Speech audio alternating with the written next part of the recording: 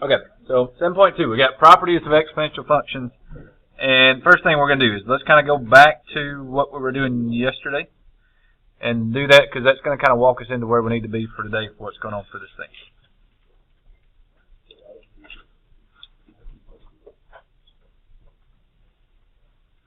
Okay, so what we're going to do is kind of walk us into today. We're going to go back and go back over the basics of what we did yesterday. So we're going to sketch y equals 4 to the x power.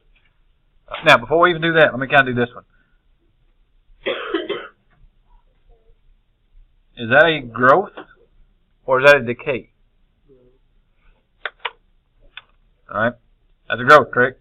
Because in that part of it, your base is 4. And if your base is bigger than 1, that means it's growth. If your base is less than 1, that means it's decay.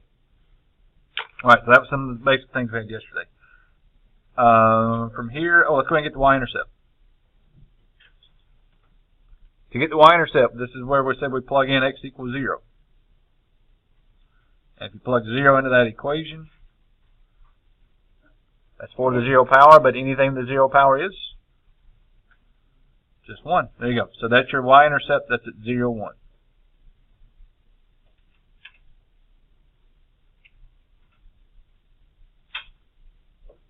Okay, and as far as if I ask you on the test, if I ask you just to sketch, for the most part, that's about all you need. Because all we really need is just the basic shape of the graph and just a couple of key points. So for this one, we've got 1 point here, it's at 0, 1. And then for the growth, that means that as we go off to the right side of it, it should just start to take off and grow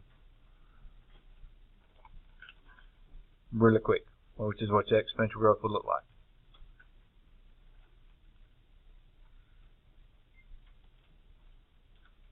Okay, and that's pretty much what we were doing yesterday.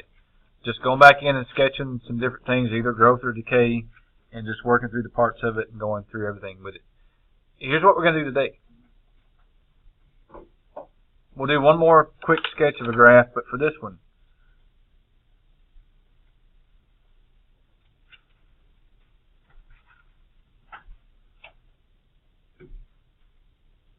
we're going to change that just a little bit. We're going to ask you, how does y equals 2 times 4 to the x power?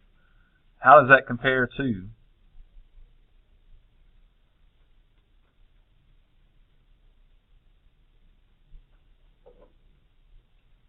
y equals 4 to the x power?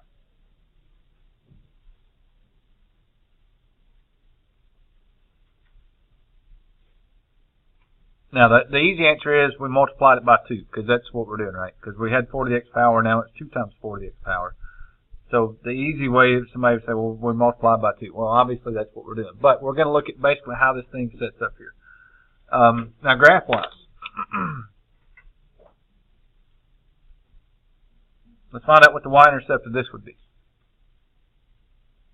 So to find the y-intercept of this equation,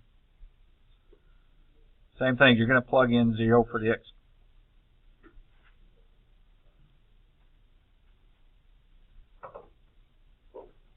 And once you plug in 0 for the x, that's 4 to the 0 power. Well, that's still 1, and then 2 times 1 is 2. So your y-intercept, instead of being at 1, like it was back up here, now the y-intercept would be at 2. Alright, and what you should basically see is that if we went back and made a chart like we did yesterday, every answer you have to y equals 4 to the x, you're just going to take that answer and then multiply it by 2. So that's basically it. Basically, this answer is going to be the exact same graph, but now if we did y to the 4 to x, 2 times 4 to the x power, it would take this graph we've got here, and we would wind up doubling it. So if we kind of, let's put this over here real quick.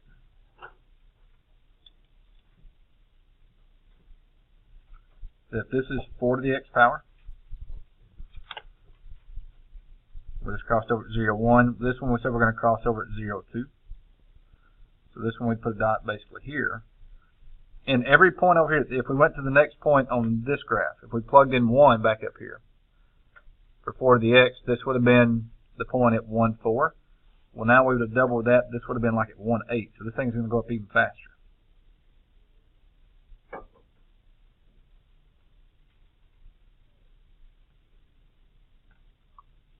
Now, these numbers yesterday, we said these numbers got really close to 0. So what happens if you do 2 times 0? Still 0, right? So that part of it is still going to get really close to 0 down here, so they're going to still almost be on top of each other.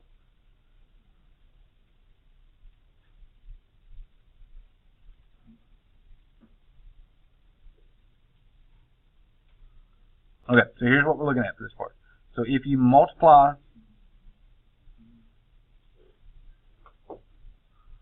sorry, get up where you can see it here.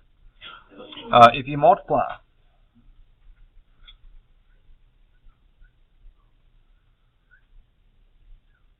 by a number greater than 1,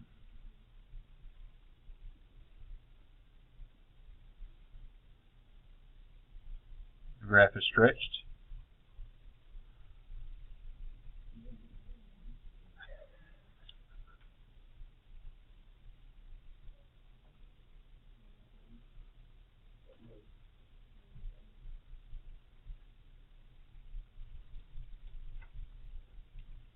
So they ask you for this graph up here, how is this graph stretched? How does it compare? The answer for this one would be this was a stretch.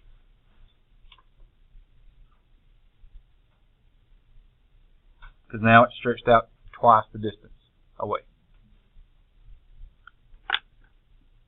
Alright, and on the flip side of that one, if you multiply by a number that's less than 1,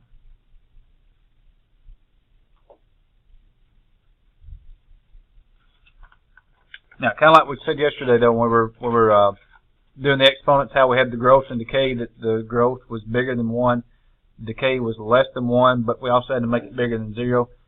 Same thing with this one, is that when we multiply them by the number, it's got to be between 0 and 1.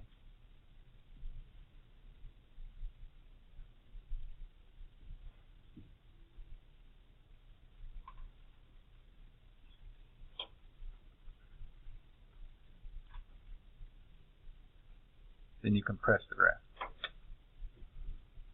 And again, sometimes they may say shrink, so we'll go ahead and put them both here. So you either compress or shrink the graph.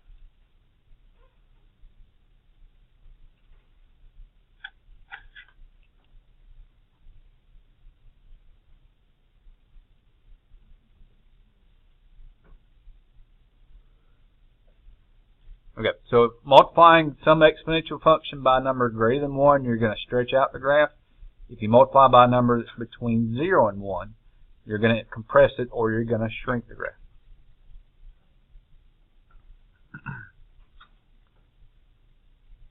So if we had, not that we had the question here, but let's say we had a graph y equals a half times 4 to the x power.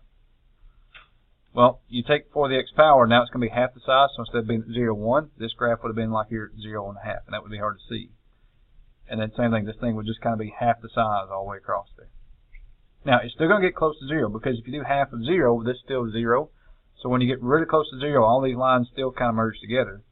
But as far as the basic shape of them, you know, out here, this is where you see the big difference. Not so much back here, but it's out here, out past when you start getting the growth going there. So 4 is your baseline, times 2, it's twice as tall. Half means it's half as tall, if you want to think about it that way. Okay, so there's your stretch, there's your compression. And again, don't try to overthink it, because it's really just, is it bigger than 1 or is it less than 1? And we'll talk about the negatives in a little bit, but for the main part of it, that's the big thing that we're looking at. Alright, now, here's the part you don't have to write down. Everybody just kind of, you know, take a break, writing some problems down for a minute. Let's see if y'all remember this or not. Do you remember what the graph of x squared looked like? That was a U-shaped graph.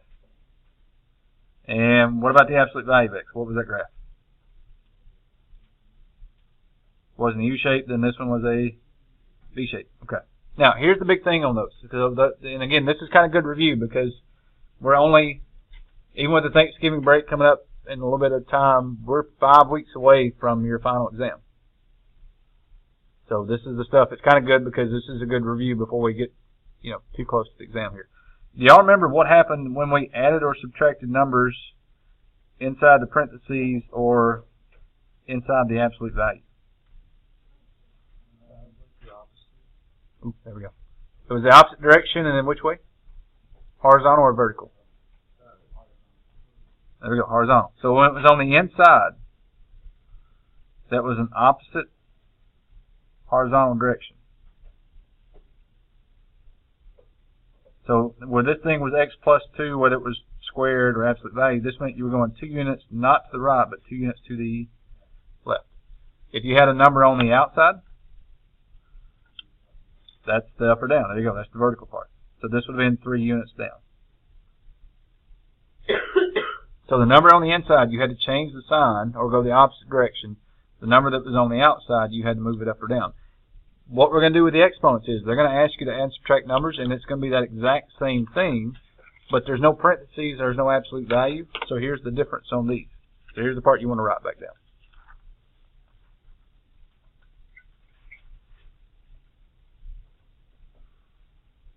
Now, and some people are like, how do I know the difference? These you're multiplying. If you're multiplying, that's the stretch or compressed. When you add and subtract, that's when you're just shifting the up and down, left and right. So when you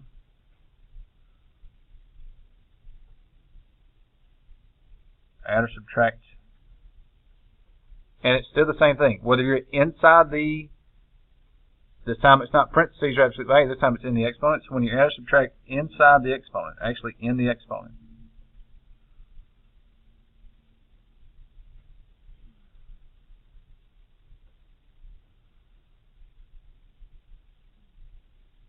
you shift the graph in the opposite horizontal direction.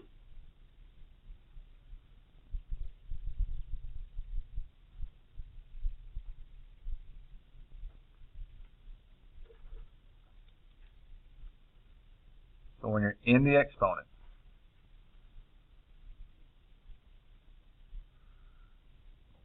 it's in the opposite horizontal direction.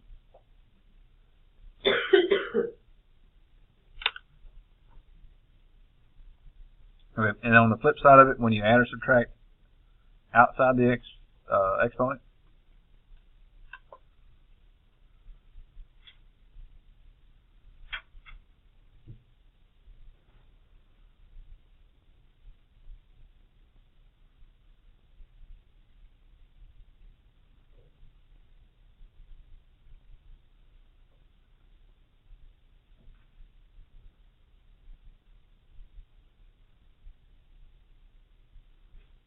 you shift it vertically.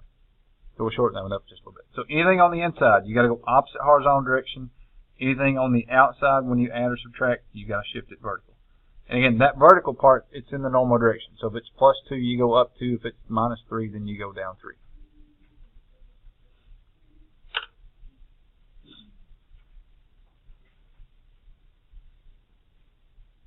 Okay, so here's a couple of questions we can do. We'll put a quick sketch of these on the graph, but they may not ask you to graph it. It may be just one of those problems where they say, all right, here's an equation. Just tell me how you would shift this thing. Or how does it compare? So let's do it this way. So how does y equal 2 to the x minus 4 compare to y equals 2 to the x?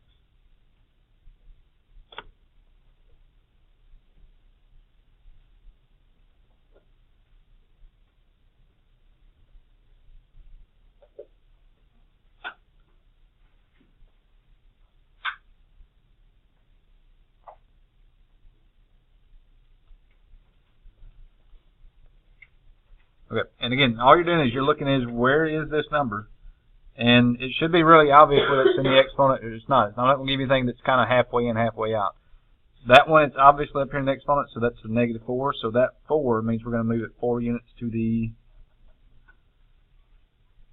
opposite direction. So instead of negative 4 to the left, we're going to move it 4 units to the right. Because most of the time we think negatives to the left, so again, we're going opposite direction, so we're going 4 spaces to the right.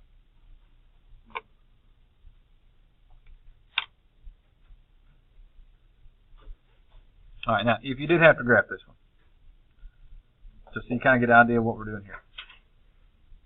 Again, we're not going to get super detailed on it. If we were doing 2 to the x,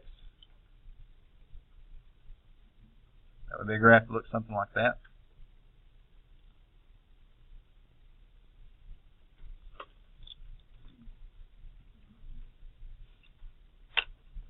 Okay. And all you would do for this graph is, if they ask you to do 2 to the x minus 4, you just take this graph and you scoot it over 4 spaces. Now here's the thing, here's where you got to be a little bit careful, because sometimes, again, we don't start at 0, 0. Everything we've done so far is kind of, we've used 0, 1 as our starting point. So for these graphs, you have to kind of realize that everything you do, you're going to shift it from the point 0, 1.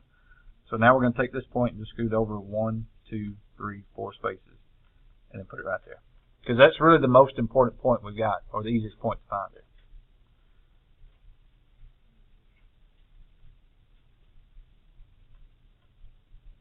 That'd be 2 to the x minus 4. And again, all we've done is we've just taken this graph that we've got here and we've just shifted it over to the right 4 spaces.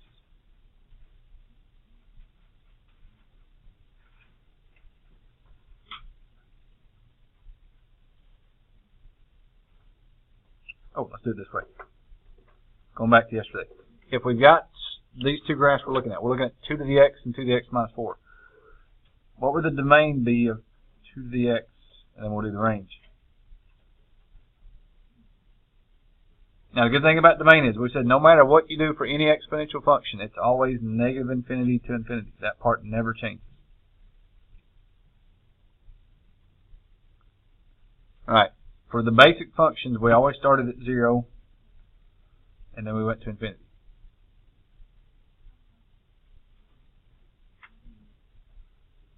And we got to do 2 to the x minus 4. Okay, this one's still the same thing. We're not going to change anything here because we can plug in any number we want to. Alright, now with this graph we've moved it left and right. We didn't move it any up and down. So if you don't move it any up and down, this range isn't going to change either. So it's still going to be the same answer. It's going to be from 0 to infinity.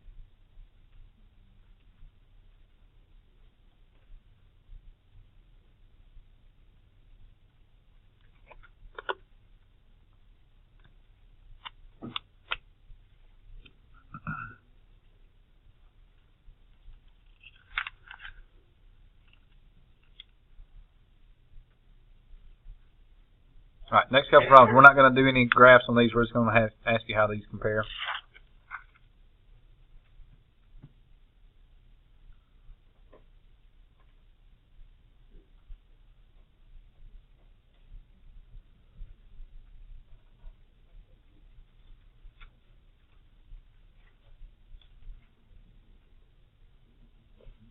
Okay, so for this one, let's just say we're going to do y equals 3 to the x plus 2. How does that compare to y equals 3 to the x? Again, not trying to hide anything on these. It should be really obvious where these are. You can tell that hopefully that plus 2 is not in the or not in the exponent. So that 2 is definitely outside of the exponent. So for that one, just 2 units. On the outside you go normal direction, so that one's just 2 units up.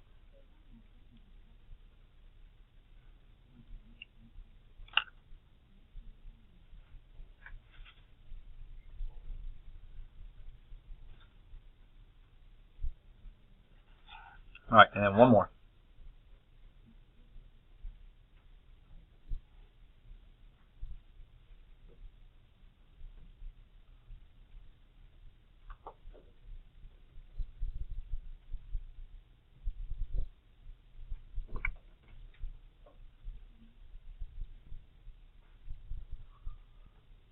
Okay, so let's go with 4 to the x plus 3 minus 1. How does that compare to 4 to the x?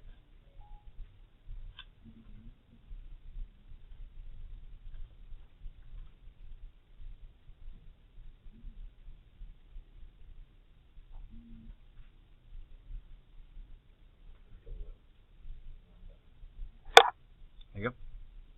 So take the exponent here, change that one. That's going to go 3 units to the opposite direction. 3 to the left. And then the 1 means we're going 1 unit down. There you go.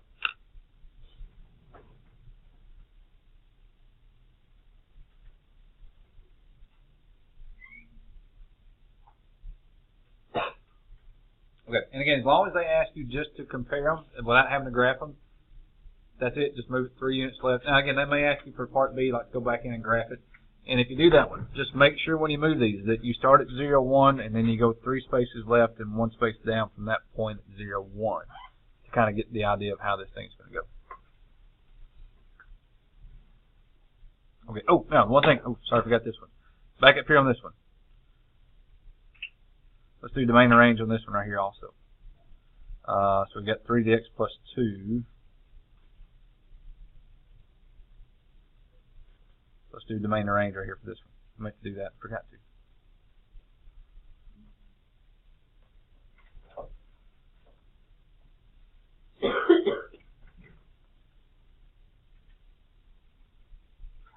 So I want you to see this one for sure. Okay, so back into this one. Again, I should have had that one right here and I forgot to.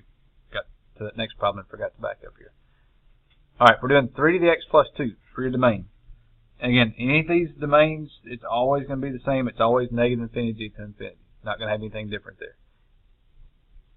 Alright, this one, if we scooted the whole graph 2 units up, well, that means the range now, instead of starting at 0, it's going to move 2 units up also. So now instead of starting at 0, we're going to start at 2, because we started the whole thing up 2 spaces. So your range will then go 2 to infinity.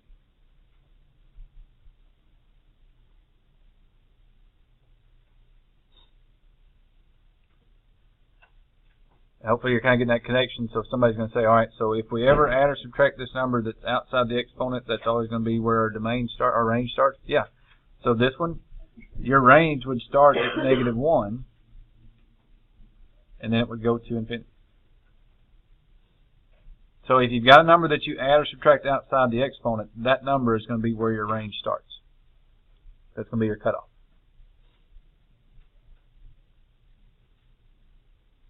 If you don't have a number there, then you're always going to start at 0. But if you have a number outside the exponent, that's where you're going to start. Okay, so there's your shifting the graph just up and down and left and right, kind of doing everything with it.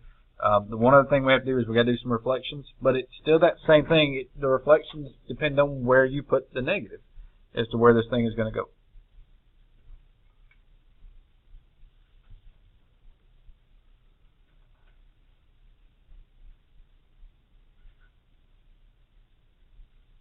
So we'll just say it this way, just hopefully I kind of get here. If you have a negative,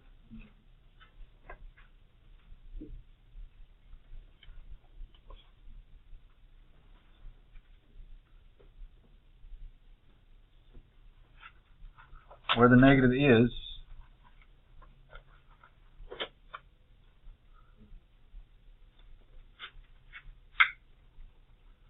tells you what to do.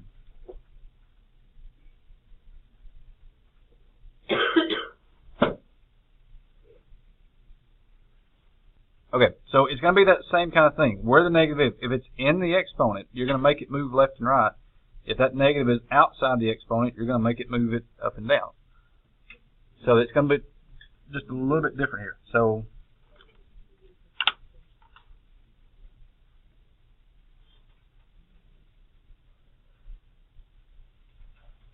we'll do the same thing. If the negative is in the exponent,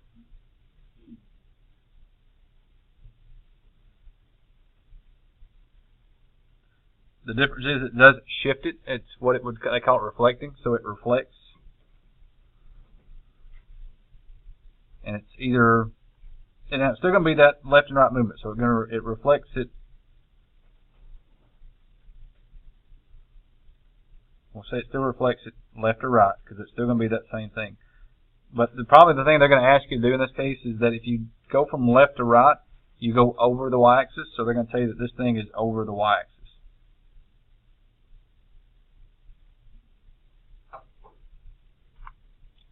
So if your negative is in the exponent,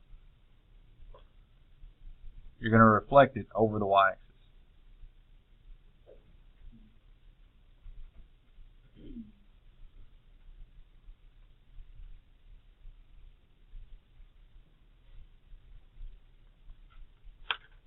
And on the flip side of it, if you're negative, now when you put it on the outside, when I put the negative here, it's actually going to be in front of the x. So the negative is outside the exponent. It's going to be in front of the base.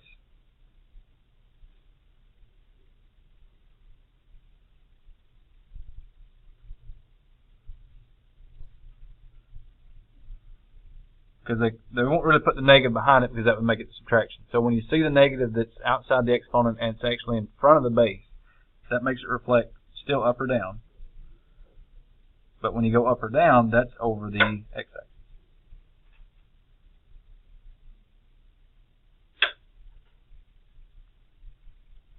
So if you have a negative in front of the base,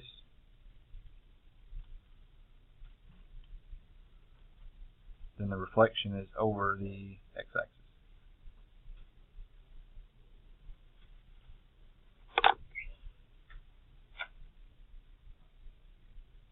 Okay, and we'll do one more graph here just to show you what that was. And then we'll do a basic graph, we'll do a reflection so you can see which way it's going to go, and we'll do a couple of things with that part of it. And then graph-wise we'll be done for today. And then we've got one more formula we've got to look at that's similar to the one we did yesterday, but just a little bit different.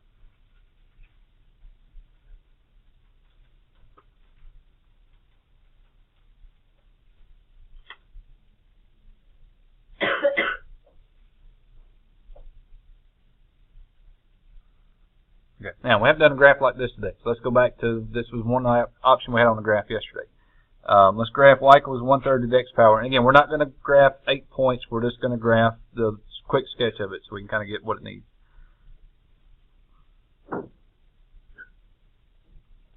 Oh, first question. This will be a good test question. Is that a growth or decay? Decay, right? Because your base is 1/3. Yeah, so it's got to be decay. So that's one question they'll keep coming back to you and asking on these. All right, is this growth or is this decay? So you got to make sure you got that part of it. And when we graph this, we're just going to do a quick sketch. We're not going to get 1,000 details on it. If you do 1/3 to the x power, if you know it's decay, the right side's got to get smaller.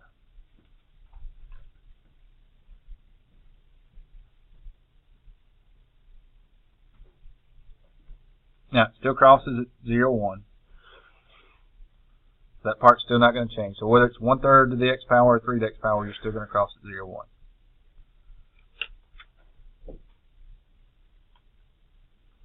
All right, for the part B,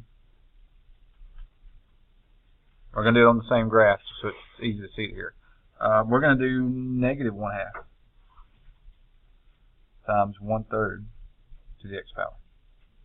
Now, still a decay because all we did was just taking this and multiply it by -1/2, but it would still basically be a decay problem.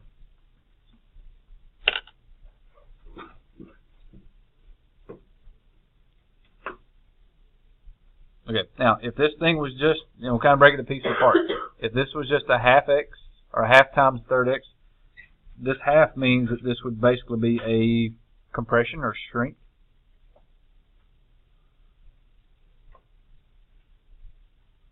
Because now it's half the size of what it was before. We made it half the size of what it was going to be. And when you put the negative in front, well, that negative means that's a reflection. And because it's in front of x, it's not in the exponent, it's out front, so that's going to make it be in a reflection that's over. If it's outside, it always makes it go up and down. If you go up and down, you're actually going over the x-axis, so it's going to be a reflection over the x-axis.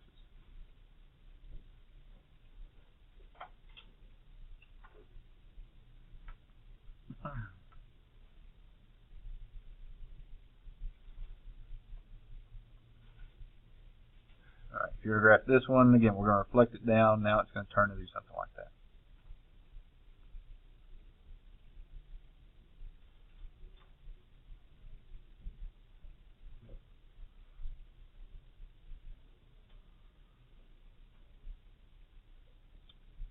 Okay, and instead of it being at 0, 1, well, since we multiply by -1/2, you're going to take that 1, multiply it by -1/2. So that point would be at 0 and -1/2, where you cross over the x-axis right there, or the y-axis.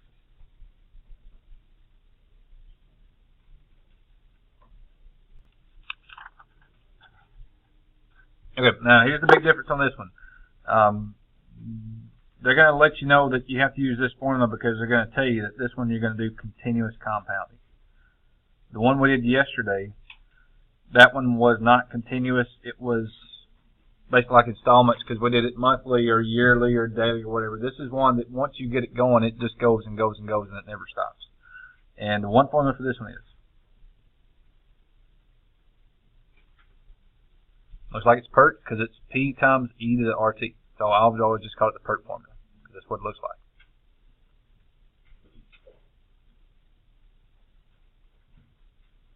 Alright, so for this one, the A, that's the amount of money.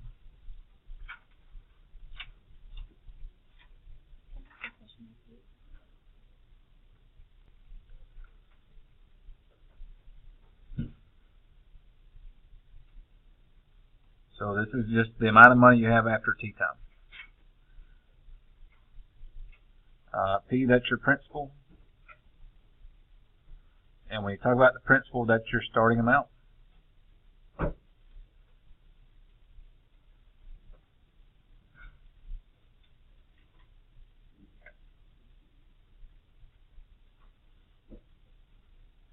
The one thing they have in the same is the rate. And again, when you have your rate, you have to do that as a decimal. And the last thing is a T, and that's your time.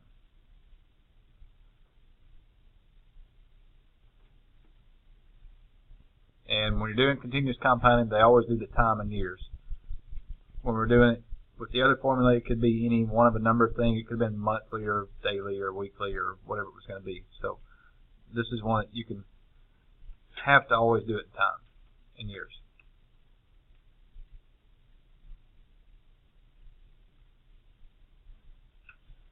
Alright, so here's your question.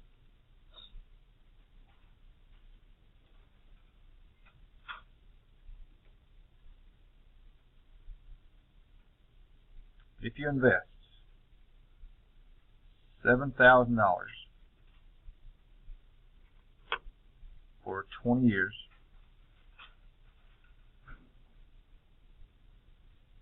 at 4%,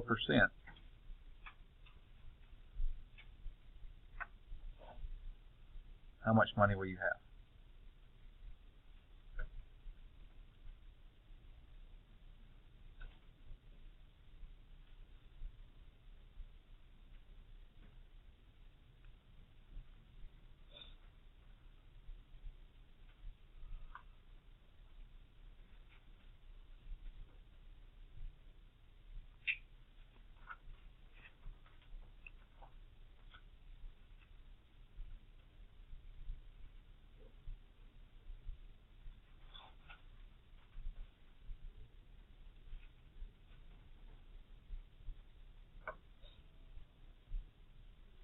Okay, so the very first thing is that 7,000. That's your principal. That's your P. Of course, your time is 20, and for your rate, it is 4%. But again, you've got to change that to a decimal number. So scoot that over 2 places. So that is 0.04.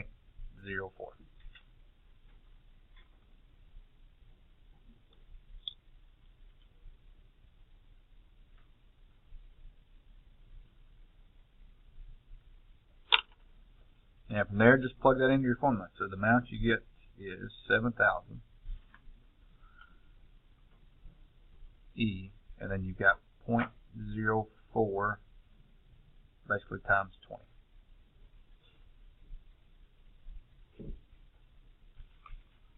Okay, now with the calculators we've got up here, we'll kind of walk you through these. Now, as long as it says scientific calculator, every calculator has got the E button. You just have to find it. Most of the time, the E button is connected to the LN button. So for these calculators,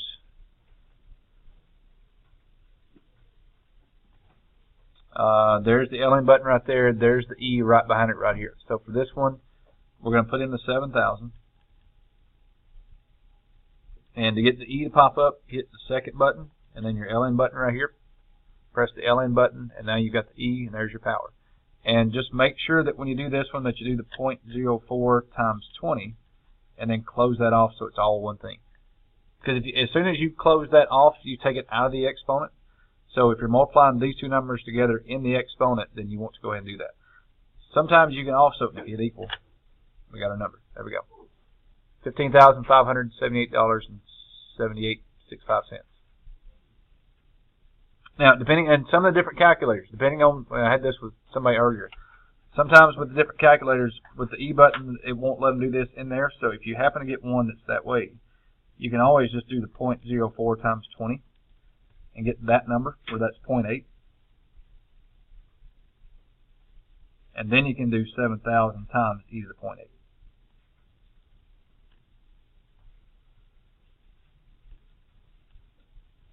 And then you still got the same answer. There's the glare. 15,578.